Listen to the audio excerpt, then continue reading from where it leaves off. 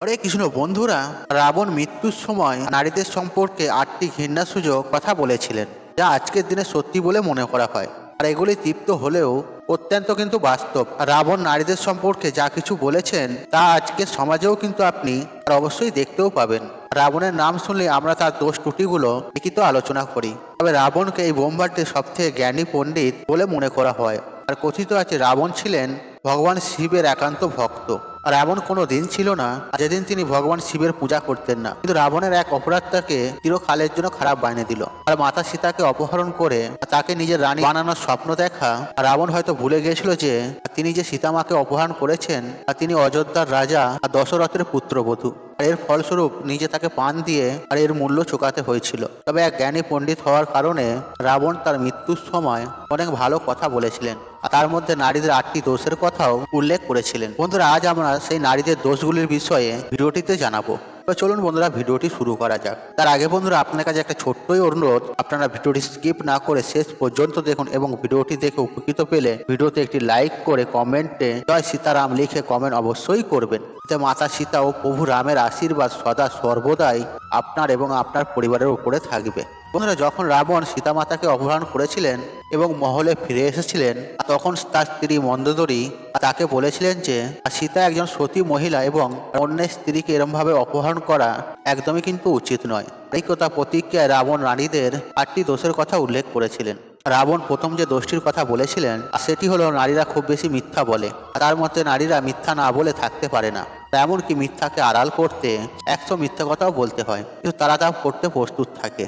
আর তারা কার সামনে কেমন ধরনের মিথ্যা বলছে তা নিয়ে তারা বিন্দুমাত্র চিন্তাও করে না। বন্ধুরা, এই বিষয়টি হয়তো আপনারা জীবনে হয়তো লক্ষ্যও করেছেন যে নারীরা বা মেয়েরা প্রায় অকারণে মিথ্যা বলে। আর এই মিথ্যার কারণে অনেক সময় সম্পর্ক এবং জীবনের দিকগুলো অনেক সময় কিন্তু নষ্ট হয়ে যায়। বন্ধুরা, রাবণ যে দ্বিতীয় দোষটির কথা উল্লেখ করেছিল তা হলো নারীরা অত্যন্ত সাহসী হন, কিন্তু তার এই সাহসকে প্রায় নেতিবাচকভাবে ব্যবহার করে। আর তার কথার অর্থ হলো কখনো কখনো তারা সাহসে হতেও গিয়ে এমন কিছু কাজ করে ফেলে যা তাদের পরিবার এবং ঘরকে সমস্যার মধ্যে ফেলে দেয়।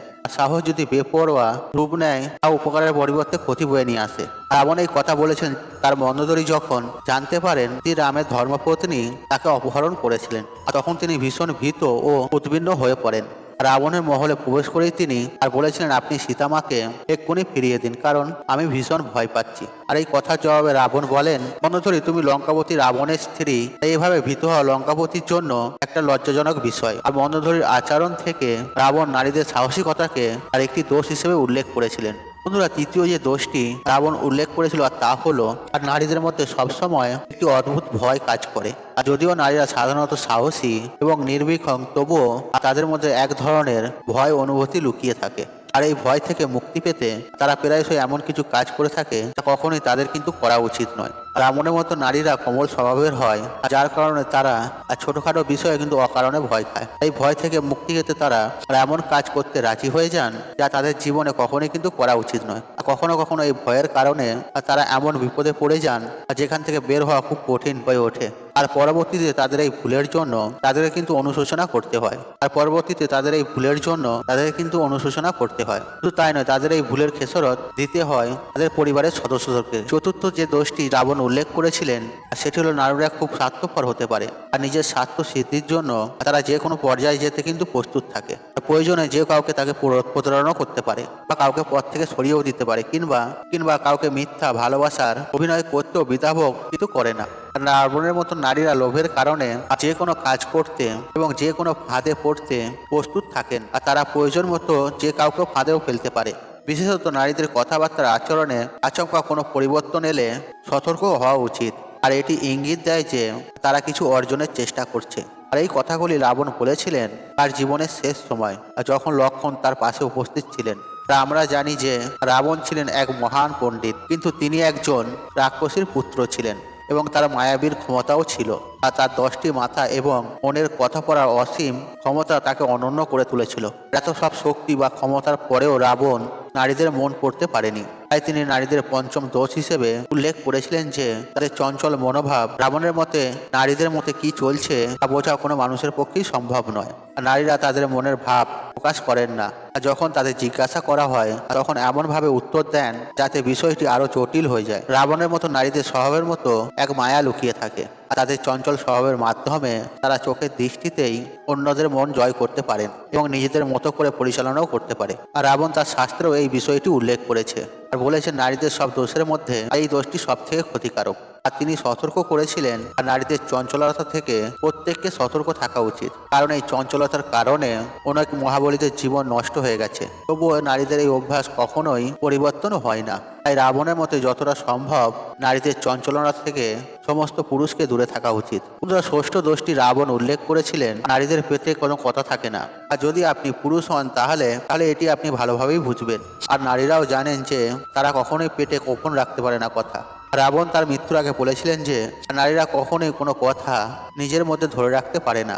যতই ঘনিষ্ঠ আত্মীয় বা বন্ধু হোক, নারীরা কোনো না কোনো সময়ে আপনার গোপন কথা ফাঁস করেই দেবে এবং সেই গোপন বিষয়টি দুটো আগুনের মতন ছড়িয়ে পড়বে। তাই রাবণ পরামর্শ দিয়েছিলেন নারীদের কখনোই গোপন কথা বলা উচিত নয়। কিন্তু যদি আপনি তা করেন তাহলে আপনি ধরে নিন আপনি নিজের জন্য সমস্যা নিজেই তৈরি করলেন। আর কোনো না কোনো সময় আপনার গোপন কথা পাবে এবং তখন আপনার বড় ক্ষতি পর্যন্ত হতে পারে। রাবণের মতো নারীদের সপ্তম দোষ হলো তাদের মধ্যে যথেষ্ট বুদ্ধি নেই।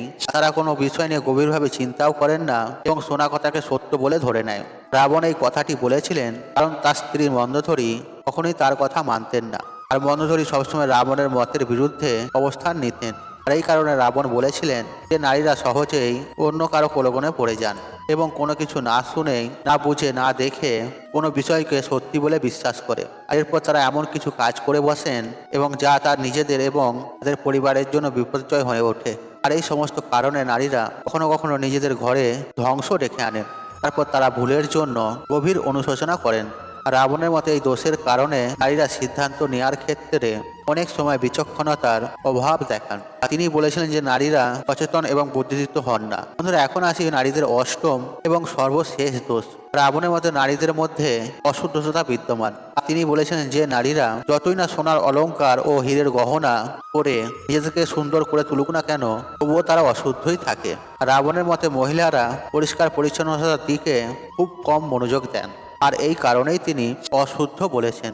যদিও নারীদের মধ্যে অনেক ভালো গুণ রয়েছে, তবে এই 8টি দোষ ছিল যা রাবণ উল্লেখ করেছিলেন।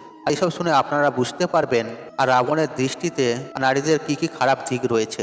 আপনার মতে রাবণ এই আজকের দিন এই কথাগুলি কতটা আসঙ্গিক বা কতটা সত্য, কমেন্ট করে কিন্তু অবশ্যই লিখে জানাবেন।